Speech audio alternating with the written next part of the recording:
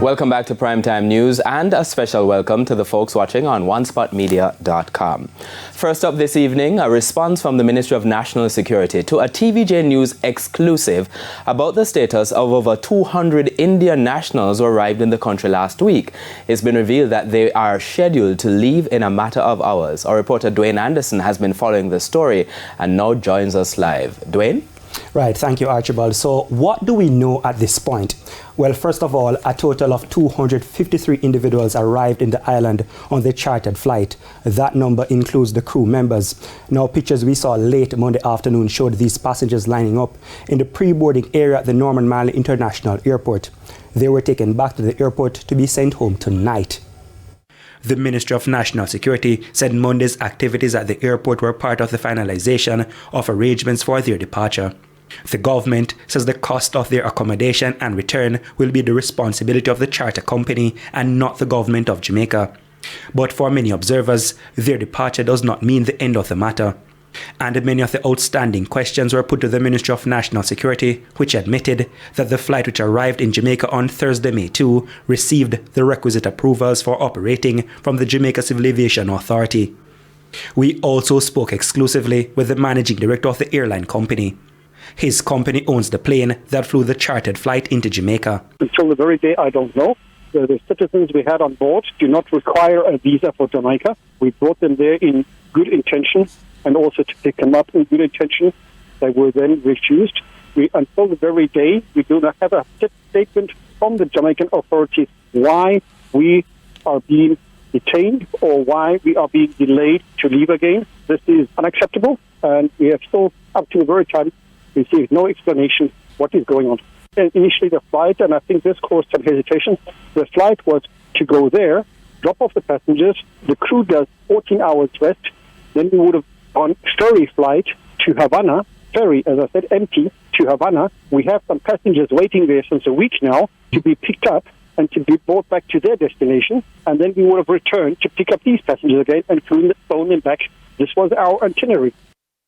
He also feels the Jamaican government breached international law when they impounded the plane on the tarmac at the Norman Manley International Airport in Kingston, and it is costing them a lot of money. We had to subcharter several aircraft to cover the schedule of aircraft, which cost us millions of dollars.